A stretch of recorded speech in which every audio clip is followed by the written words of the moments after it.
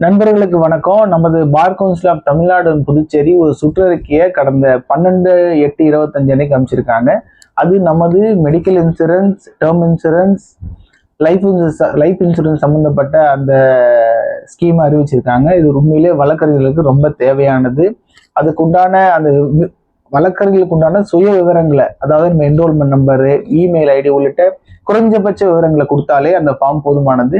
அது நம்ம மொபைல்ல வர அந்த மெசேஜை கிளிக் பண்றது, கூகுள் டாக்குமெண்ட் மூலியமா அதை கிளிக் பண்றதை பொறுத்து அதிலேயே கிளிக் பண்ணி அப்படியே சப்மிட் பண்ணிடலாம். எந்த சிரமமும் இல்லை.